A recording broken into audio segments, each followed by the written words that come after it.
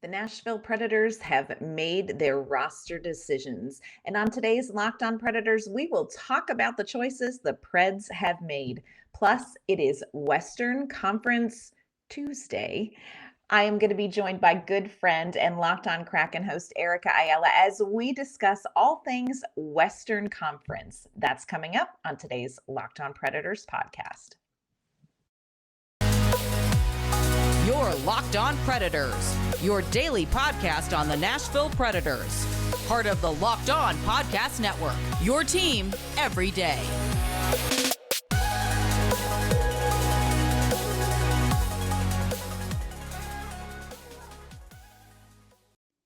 Welcome, everyone, and thank you for making Locked On Predators your first listen of the day. I am Ann Kimmel. I am a writer and editor at InsideThePreds.com, and I am usually joined by my partner in crime, Nick Morgan, but Nick is off today. I am going to be joined in just a moment by good friend and Locked On Kraken host, Erica Ayala, as she and I dissect the Western Conference, and we're going to go ahead and make some bold predictions for the season while we're at it. But first, let's take a minute to touch base and talk about the roster moves that happened over the last 24 hours with the Predators. On Sunday, the Preds placed goaltender Connor Ingram on waivers, and yesterday, the Arizona Coyotes claimed him. So, Connor Ingram headed to Arizona. This is a little bit disappointing, of course, because Connor Ingram was definitely a Nashville favorite on and off of the ice. But here is what's kind of real about the goaltending situation in Nashville. There is a pretty hefty, a pretty meaty goaltending pipeline right now for the Nashville Predators. And Connor Ingram definitely deserves a chance to develop and to get and earn some NHL ice time. And I'm not sure that Nashville is the franchise that is going to give him the best chance for that. So while absolutely hate to see Ingram leave and hate to see him play somewhere else, I do understand and think that this may be a great opportunity for Connor Ingram to get a little bit more time and a little bit more opportunity than he would have gotten here in Nashville. So Connor Ingram off to Arizona. Still going to cheer for him. You know that we here at Locked On Predators, we just love us some Connor Ingram. The other big news that happened yesterday when it comes to the Predators roster, Phil Tomasino will be starting the season in Milwaukee. Now, this is kind of an interesting move by the Predators, a little bit surprising. I think definitely at the beginning of the preseason, this was not something that people anticipated, but as training camp and preseason went on, maybe started to see some hints that something like this could happen. I think there is some logic behind this move for the Predators if you kind of step back from the surprise and emotion of it. I think Tomasino could benefit from a little bit more time to kind of develop and find his game. And being with Carl Taylor and the coaching staff in Milwaukee is just a really good place for that to happen. And we saw that last season with Cody Glass as well. Also, Tomasino is waivers exempt. So this kind of gives John Hines an opportunity to look at some players a little bit longer that he may not have wanted to risk losing through waivers at this point early in the season. So, overall, I would say a surprising move, but I don't think in any way that this is some sort of an indictment about Tomasino's game or even about his future with this franchise. I really do expect that we will see Tomasino back in Nashville sooner rather than later. So, an interesting development when it comes to the Predators roster. Those were kind of the two big stories. Nick and I are going to dive into these a little bit more on Thursday when he returns back to the show. So, we'll have some more insight and thoughts on Ingram and Tomasino as we prepare you for Thursday's game against the Dallas Stars. But today I am welcoming great friend Erica Ayala to Locked On Predators. She is the host of Locked On Kraken. And Erica and I decided to sit down and kind of look at the Western Conference as a whole. We went and talked through who the standout players this season may be in the Western Conference, which team we think has the best goaltending duo, and we decide who is going to probably end up in the Western Conference Finals. I don't know that it's going to be a huge surprise. So I am joined now by my good friend, Erica Ayala. Erica, how are you? I am doing so well, and we had a chance to catch up and get into all the nit and grit of sports before this. So that was invigorating, but now always excited to come back and speak to the Preds fans and the Kraken fans about the NHL. That's right. So Erica is the host, of course, of Locked On Kraken. So let's get to the hard-hitting, important stuff that we need to talk about. First of all, the question on everybody's mind: how do you feel about the Kraken mascot? Let's get to the good stuff. Oh, let's go. Buoy the Sea Troll. I'm going to be honest. I am not a mascot person. I am a New York Metropolitans fan. And Mr. and Mrs. Met, I think, give you the wholesome mascot, content that you need without getting super weird. So I really feel like I got the holy grail of mascots. So I don't really look for much. I don't expect much elsewhere. So I was like, okay, Sea Troll, didn't see that one coming. That being said, Buoy, Buoy, I kind of like Buoy now. It took a while. It was a slow burn. But speaking of slow burns, it was really Buoy the Sea Troll on Twitter responding to some of the hate that they were getting that won me over. I was like, who among us, women in hockey, has not had trolls just come on our social media platforms, speak about our looks and how much they hate us? And Buoy handled it so well with wit and unapologetically. And I was like, you know what? I am here. I am here for Buoy. Yeah. I will say unexpected, very unexpected. I was like, of course we're going to get some sort of like squid. Like I really thought we would get like, a lot of people think that. It's a lot to keep track of, like tentacles and stuff. So it makes good sense. I think safety-wise, that was a good call. Another thing that I love, and I think the Seattle Kraken does a great job with storytelling, but there is a little Kraken magic. There's a little tentacle that hangs from Buoy's hair. Then Buoy has a piercing with an anchor, which is, of course, our secondary logo. So the flow also represents hockey flow, and there are, what is it, in Minnesota, right? State of hockey, they have a whole tournament in which they rank flow. So I mean, like there was some thought given. I love the connections to things that are deeply Seattle and deeply Seattle Kraken. So at first I was at best indifferent, just because that's how I am about mascots, period. But Buoy has won me over. Yeah, I will say it was unexpected. And I am like you. Here's one of my biggest fears in life are things in costume. Yeah. Very uncomfortable for me. I need to be able to identify who you are. And so in my mind, like in Nashville, Nash is literally a saber-toothed tiger. Are they extinct? Yes, except Nash, because in my mind, he's got to be real. Otherwise, creepy. Got it. Yeah, okay. Creepy. I feel you on that. Yeah. See, and yeah, I think it makes sense for Seattle. It wasn't super on the nose for Kraken, but I'm okay with that. I think we're good. Buoy's good. And I will say this, I think Seattle across the board has hit it out of the park. I will say, I think y'all have the best jerseys in the entire league. Best colors in the entire league. Best logo in the entire league. I've seen the rankings. The rankings are wrong. Y'all got robbed. Those were not great. No. They asked the wrong people. They did not ask us. So I think, I'm telling you, I think the Kraken hitting it out of the park. Like, I don't know about the on ice product. We're going to talk about that in a second, but off ice, y'all are killing it. And you got to start somewhere.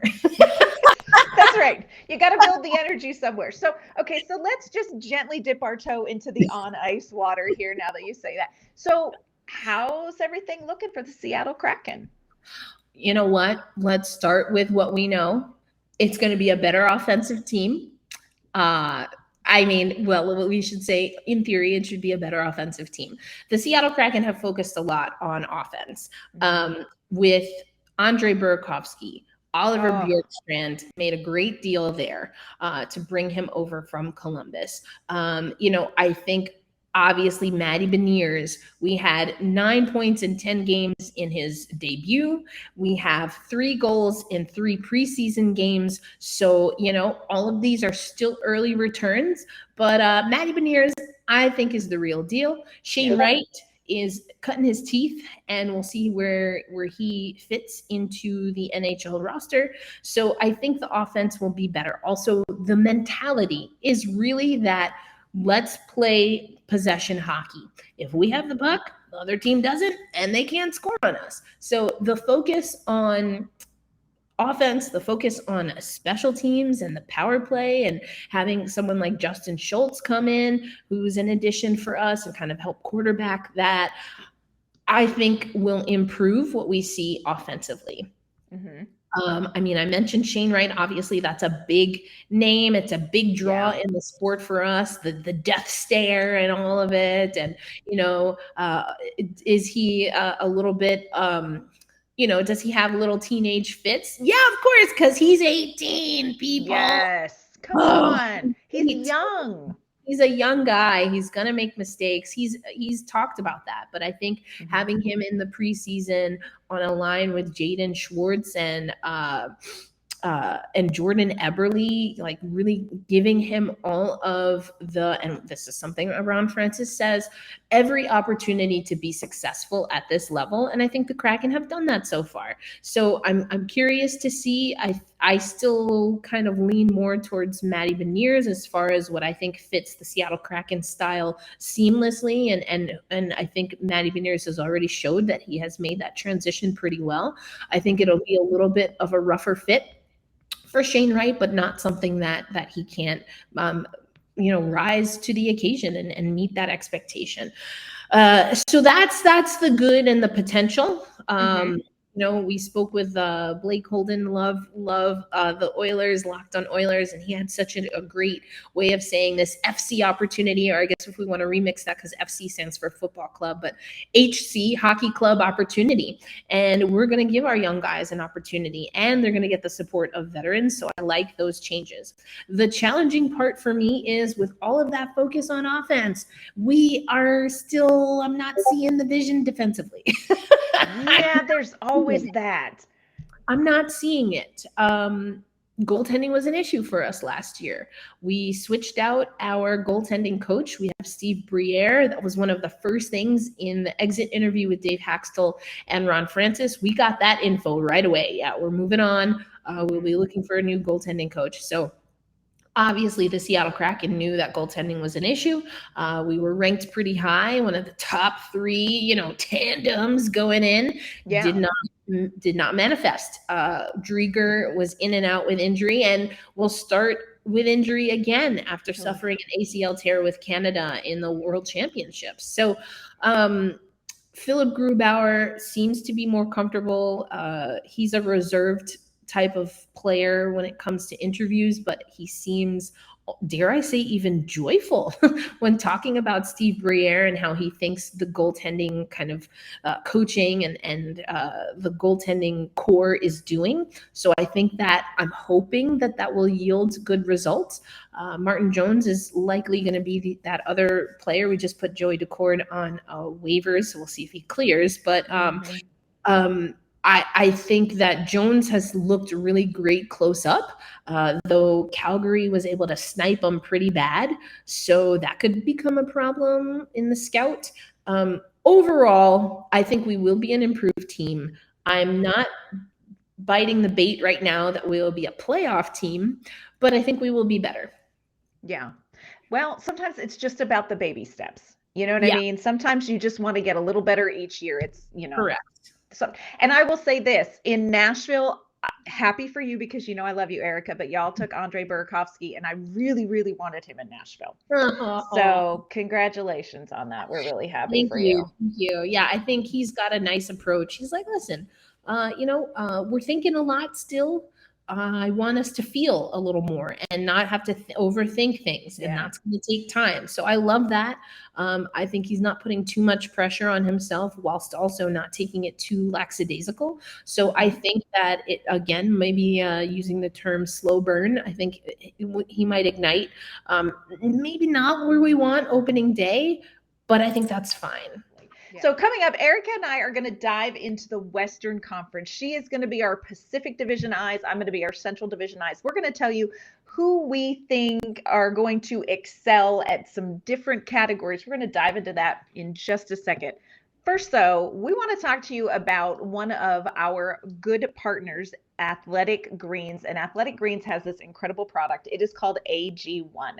And if you are anything like me, you're always looking for ways to better your health. But let's face it, it is 100% overwhelming to go and hunt down all of the different vitamins and all the different supplements and figure out what you need to take when really you just want to add energy, you want to have gut health, you want to do some immune support, and you need it to be easy.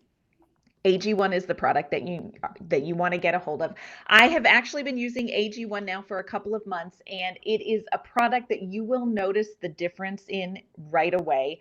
With one delicious scoop of AG1 powder, you are going to absorb 75 high-quality vitamins, minerals, whole source superfoods, probiotics, and adaptogens to help you get your day started. And this special blend of ingredients is going to support gut health, help your nervous system, your immune system. It's going to help you with energy, recovery, and focus throughout your day.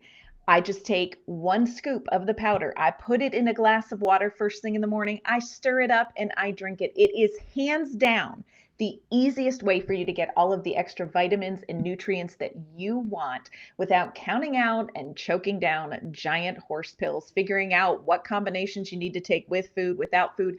You can get all of this in one glass of AG1. You just quickly mix it up in a glass of water. It is just a micro habit that is going to yield you big benefits. And here's the thing that matters the most, frankly.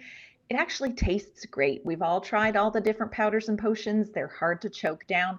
This is so easy to make, and it is so delicious. It has kind of a light, tropical, vanilla-y flavor, no gross aftertaste. AG1 is a product that you're going to use, you're going to enjoy using, and you're going to see benefits from right away. And look, AG1 costs less than $3 a day, which, if you want to be real about it, it's going to be cheaper than that coffee habit you have to keep yourself going with energy. And you're going to see long-term results after just a few weeks. You're going to have better energy. You're going to have better focus.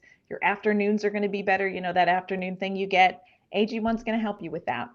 Right now, it is time to reclaim your health and arm your immune system with convenient daily nutrition. One scoop, 1 cup of water, tastes great every day. That's it. There is no need for a million different pills and supplements to look out for your health. To make it easy, our friends at Athletic Greens, they're going to give you a free 1-year supply of immune boosting vitamin D and 5 free travel packs of AG1 with your first purchase. All you have to do is visit athleticgreens.com/NHL network. Again, that is athleticgreens.com/NHL network to take ownership over your health and pick up the ultimate daily nutritional insurance. All right, Erica, we're going to dive into this Western Conference. It's an interesting group. The Western Conference is a very interesting group, but you're going to be our Pacific eyes and ears. I'm going to lean into the Central a little bit, but we want to talk about some categories and see where we think things are going to shake out. So the first one I want to ask you about is, in the Pacific Division, who is the best goalie tandem situation you all have going there? Yeah, that's an interesting question, because I do think a lot of experts, and I would agree, would say that likely the best goalie in the Pacific Division is Jacob Markstrom from the Calgary Flames. I think we really got to see what Markstrom can do for that Flames team in the postseason. Yes. I mean, some of those games were wild, and Markstrom definitely keeping Calgary in there. But I think if the question is really looking at tandems, I almost wonder if we have to look at the San Jose Sharks, which is a team that has struggled and likely will struggle again. But with Kakkonen, excuse me, and Reimer, I think that if you look at the numbers, those two goalies together, probably the best tandem, but I think Markstrom is probably the best goalie. Yeah, it's a whole different conversation when you look at tandem than when you look at just individual goalie. And we kind of looking at the Central Division, I had that same thing. And as a team that has just played both of the goaltenders from the Sharks, I would actually agree with you because they do not give up much. They really did not give up much. Now Nashville could have perhaps made it a little harder on them at times, but it's early in the season. We're just working out the kinks. But no, I really do think I think you're probably onto it from what we've seen with the Sharks at the Global Series for sure. Mm-hmm. When it comes to duos in the Central Division, like, look, I'm not trying to be biased here. I do have to consider the Nashville Predators because we have UC Saros, who was a Vezina finalist last season. He was injured at the end of last season. Back, he is just looking fantastic when we've seen him in the preseason. He played the first game of our regular season at the Global Series and looked great. One goal, I think he was 30 for 31. So back to form. Last season, we did not have a good goalie tandem. We had, and we love him. Personally, David Riddick, would invite him to Thanksgiving. He's delightful. Not maybe so much in net, but the Predators went and got Kevin Lankinen, and he has done a great job preseason. So I'm thinking that Nashville is in the conversation for duo between Saros and Lankinen. But, and it pains me to say it. I'm not going to lie, Erica. It pains me to say it, but I've got to throw out the Colorado Avalanche. Yeah, I mean, in pretty much every category we're going to discuss, but anyway, we're going to focus on goaltending because they have Pavel Francouz. So he was considered a backup. Really, he's so fantastic. And they got rid of Darcy Kemper, who also was not bad. But here's the thing. Colorado doesn't need a great goaltender. They need an okay goaltender. Yeah. You know, They don't have to have an exceptional one. Darcy Kemper did just fine, but he is gone, and they brought in Alexander Georgiev from the New York Rangers. And so I think when those are, you have Francouz and Georgiev, two very difficult names to pronounce. But they are both so good in goal that unfortunately, it pains me to say it, but I think Colorado may have the best goaltending duo. And it's not even like they need it. It's just greedy. Yeah, well, and it's interesting because especially in the Stanley Cup final, there were people that were questioning Darcy Kemper. And, obviously when you get that far in a season, injury and little tweaks here and there make a difference. But I'm curious to see. I haven't paid much attention to Colorado's new tandem, but I love that you offered that up now. So I'll have to keep a keen eye. Obviously, I know that the Kraken in Burakovsky have gotten a player that has been a part of that team on the offensive more so side. So I'm curious to see Colorado. And yes, I was looking at some of these categories and I was like, it's probably Colorado in a lot of them. It's just pretty much. This is a podcast all about the Colorado Avalanche. And right. We may throw in some other teams as well. Maybe here and there. Just, for just fun of it. Oh my gosh. But yeah. Just okay. To keep it lively. Next, and next Colorado. All right. Okay. Next, we're going to talk about defense, and we may or may not have to talk about Colorado again. But let's talk about defense. So looking at the Pacific Division, who do you think has kind of the best defense going into this season? Ooh, this one is tough. Partially because, and those who have ever listened to Locked On Kraken know that I love defense. And I have a really big problem with how defense is essentially quantified in a lot of sports. It's difficult, I'll give you that. But also I think we take some shortcuts. So like, who is the best defenseman? And Ryan S. Clark has an amazing article, highly recommend, over where he's at now at ESPN. He was a former beat writer for The Athletic for the Seattle Kraken, but he's writing about young puck-moving defensemen, and this being kind of the new wave that we're seeing in the NHL. And, all of that to say that points do matter. I think the NHL is slowly at a glacial pace moving towards wanting puck moving defensemen and defensemen who can start the offense. And so things like assists, I think, are really important. Yeah. Goals, obviously, who doesn't want goal scorers? But I also look at assists. And so looking at that and looking at who are some of the top defensemen, I think, honestly, in some categories, you do see San Jose up there, which is interesting because according to their host, they don't like defense. And he says they're going to finish like, oh, we're like a bottom 5 team. And I'm like, well, y'all scared us pretty well in the first 2 games. But exactly. Okay, JD. We'll see. So, I mean, some of your top defensemen that come from the Pacific Division, Brent Burns, you see Shea Theodore for Vegas from last season. I'm looking at last year's, numbers, Rasmus Anderson. So I'm thinking it might be Calgary for us. I think San Jose has some players, but I think, again, the question was more on the holistic side, not individual defensemen. So I am inclined to say either, I think I'm inclined to say, just looking at the numbers from last year and who's still on the team, probably going to say Calgary. I think they did a pretty good job against us in the preseason, which is why, again, when I said, well, if you don't have good defense, if other team does, you're not going to have the puck for very often. And so I think Calgary might be the biggest defensive core in the Pacific. Yeah, Calgary really surprised a lot of people last season, and I think everybody is going to be keeping their eye on them this season because they are not nothing.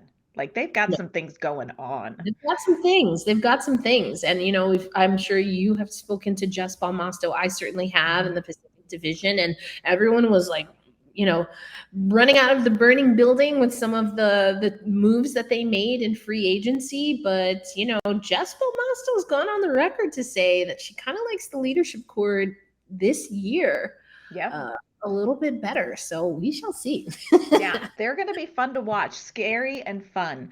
So in the Central Division, I'm not trying to repeat myself, but I think we're looking at, wait for it, the Colorado Avalanche. What? Now, I mean, you've got Cale Makar, Norris Trophy winner. He's like 12 years old. So, he's got tons of good years ahead of him. He's just phenomenal. And I agree with what you're saying about, there is sort of a different prototypical defenseman slowly evolving in the league. And Cale Makar is that 108 points. He had 61 assists, which who has time? Cale Makar has time, my friends. Devon Taves, Bo Byram, Josh Manson, like there's not a name on their defensive roster that I'm not like, oh, I would like him on our team. Having said that, I do want to give a shout out, and again, I'm not trying to play favorites, but I do want to give a shout out to the Nashville Predators because they made one move in the offseason defensively. They brought in Ryan McDonough from the Tampa Bay Lightning, and that one move has really dramatically changed the defensive depth of this team. So keep an eye on Nashville. Of course, we do have Roman Josi, who was a Norris Trophy runner-up and the most beautiful man in sports. Great. He had, I think, 96 points. So another one of those kind of newish, offensively minded defensemen as well. So for me, it's probably going to be Colorado because it's always just going to be Colorado. But Nashville, keep your eye on us. Defensively, I think we're going to be a much better team. We have a couple other categories to jump into for sure. But first, if all of this talk about Pacific Division, Central Division, we aren't even talking about the Eastern Conference, but we could someday. And you want to get more information about these different teams, kind of figure out what's going on with them, you need to check out Locked On NHL. Locked On NHL is a daily 30-minute hockey podcast where experts from across the Locked On family come in and tell you what is going on with their team, their players, their group's outlook. All of the information that you want to know about any NHL team, you can find out at Locked On NHL. You can get Locked On NHL anywhere that you get your favorite podcasts. Locked On NHL, it is your daily 30-minute hockey podcast. All right, so we're going to talk off-season moves because there was a lot going on. A lot going on in the off season. So tell us, what do you think is the biggest and best off season move that happened in the Pacific Division? And there were a lot. Y'all had a lot of stuff going on there. Were a lot. Yeah. And, I think it's fair to say that I can be a little bit of a homer here.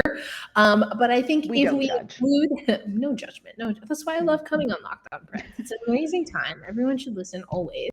Y'all had me cackling in getting ready for the global series. So, oh my gosh, so much fun.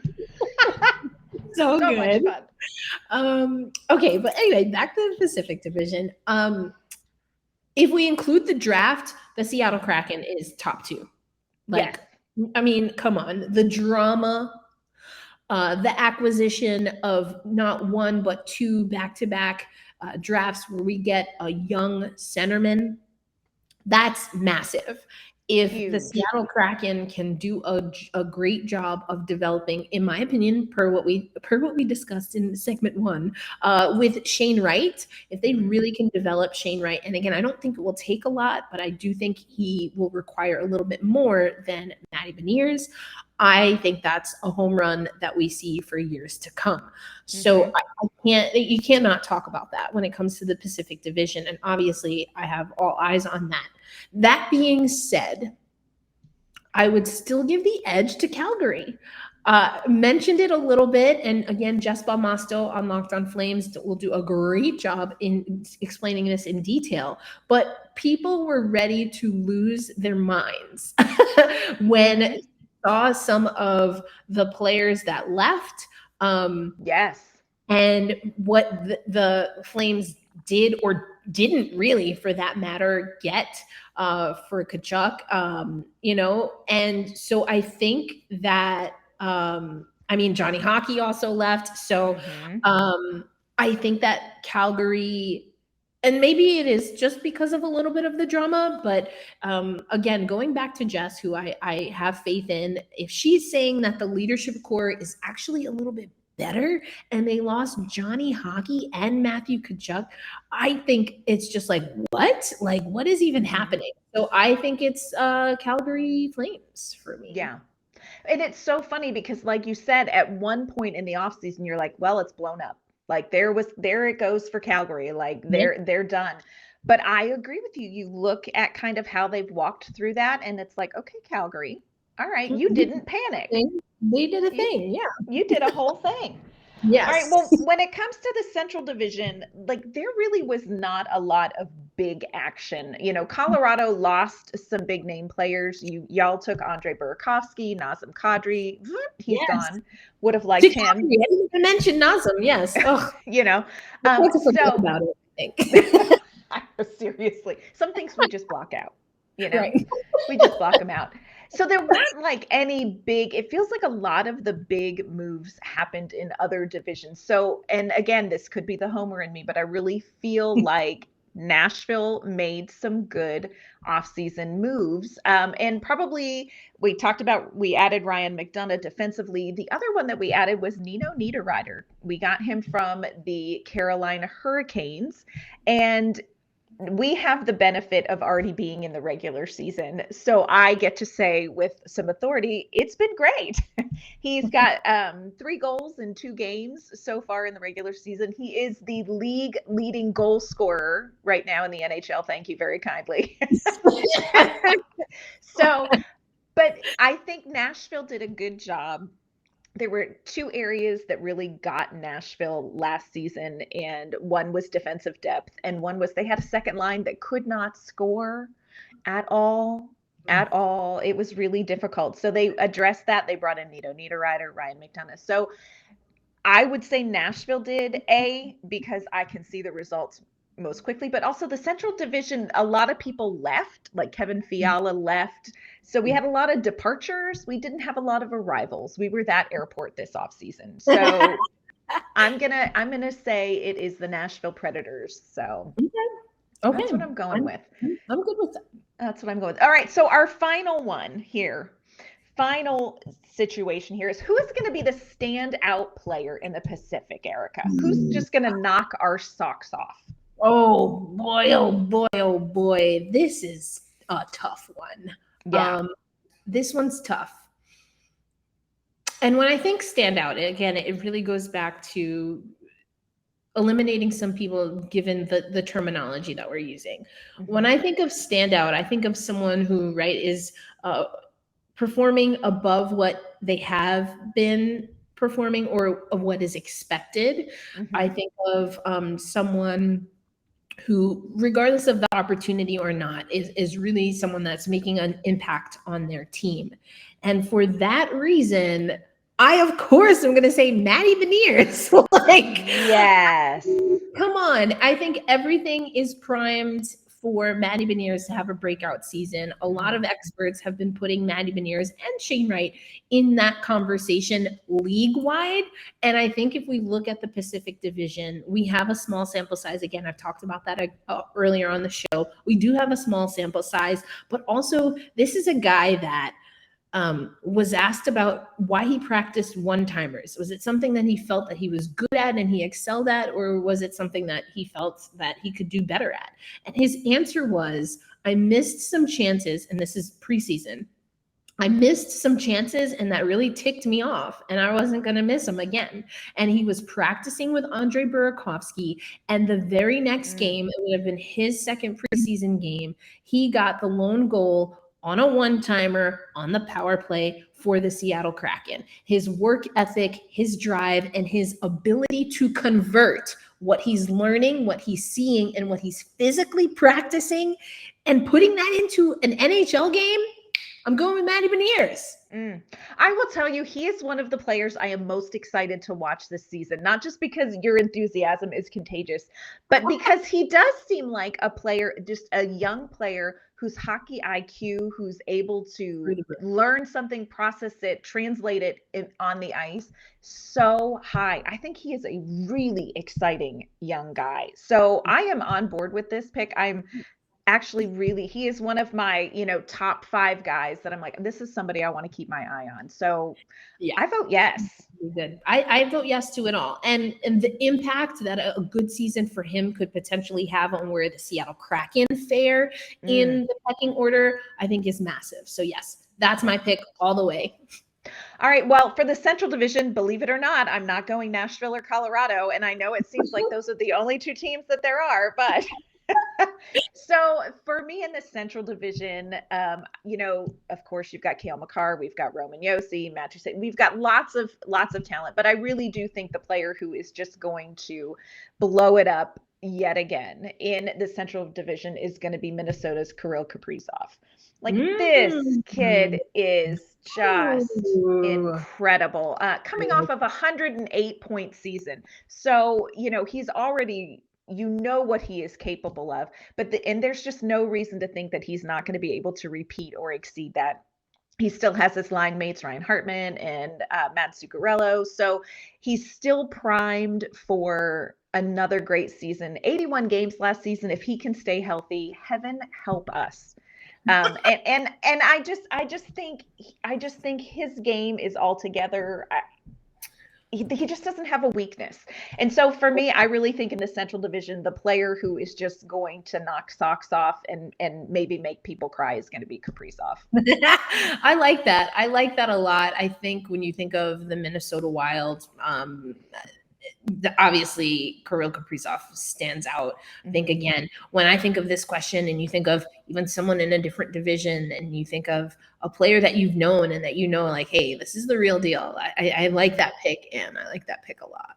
Yeah. I wish I could, the homer in me wants to say someone else, but I'm telling you, he's going to have another great season. All right. So we're going to wrap this up really quick. Erica, I want you to tell me, how do you see the Pacific Division shaking out? Well, I really do think, again, that Calgary will be at the top. I know that we had them at the Locked On NHL rankings at 2. I really think that they'll be 1.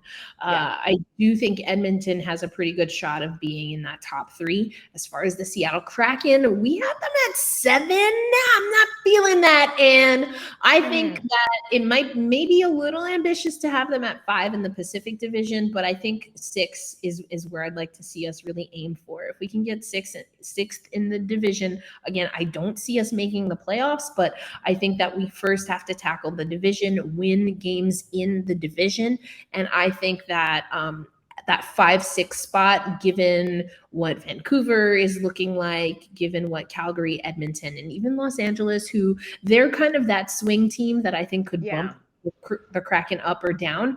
But I'm saying I'd like to see us in the 5-6 spot in the Pacific Division. But I do think we'll miss the playoffs. That makes me a little bit sad, but what do you do? Everybody can't make it. Everybody can't make it. Maybe I'll be wrong. I mean, there are some experts that have us in slim chance of sub 30%, about 27% chance. Again, for me, I don't think people are factoring in that our defense has not improved enough and that goaltending is still the wild card. So for me, the safer bet is saying that they're not going to make it. But if I'm wrong, I'd be happy to be wrong. It's never felt so good. Exactly. Yeah. All right. So the Central Division, I know this is going to be shocking to you. I really do think we're going to see Colorado at the top. I know they've had a lot of changes in their roster, but by dang, the Jerks are still good. So look, I love our Locked On Avalanche co-hosts. They're amazing. And here's the deal. Colorado they're just where the bar is set. In the Central Division, I think in the NHL, and they've earned it. They're a great team. So Colorado is going to finish first in the Central Division. We've got it's the middle meet that's going to be interesting, I think, with St. Louis, Minnesota, Nashville, and Dallas. That could shake out a number of different ways. It's kind of hard to predict that meaty middle. I think the bottom, we've got Chicago and Arizona, bless their hearts. And Winnipeg is somewhere, but probably towards the bottom. So Nashville, somewhere in the bottom, but we love them, bless their hearts. Nashville, I could see Nashville finishing 3rd in the division. There is a chance, Nashville could finish 5th. That 2 through 5, it's up for grabs. It is encouraging. Nashville already has 4 points, so at least we're starting strong. But once everybody else starts to play, all bets are off. So Colorado is, I think, going to win the Central. Who do you think is going to come out of the Western Conference for the Stanley Cup Finals, Erica? Out of the whole conference? Out of the whole conference. I'm going to agree with you. I think it's Colorado's to lose. Again, out of the Pacific Division, I think Calgary will have a really good run. I think early returns, but they should have a pretty good run. They've made improvements, but I think you're right. It's the standard, not only for the Western Conference, but for the NHL. And so let's go with Colorado for now. Yeah. All right. Well, look, everybody, you heard it here first. Eric and I have told you the truth as we know it. And we'll see how it all begins to unfold. Until that happens, Erica, tell all of our Locked On Preds listeners where they can find you and your work. Well, first of all, Anne, thank you for having me on. We always have a good time. We do. And thank you, Preds fans, for sticking it out and listening to us and all of our takes and little wit and spiciness. Love it. But you can find me at elindsay08. That's ELINDSAY08. That's my personal social media, pretty much all platforms. And then you can find the show, of course, at Locked On Kraken. All one word. I love it. All right. And I am Ann Kimmel. You can find my work at InsideThePreds.com. You can find me on Twitter at AnnK_Mama on Ice. And you can find the podcast at LO_Predators as well. So want to thank everybody for joining us. Thank you for making Locked On your first listen of the day. We hope that you all have a fantastic day, and we will be back tomorrow with all new episodes.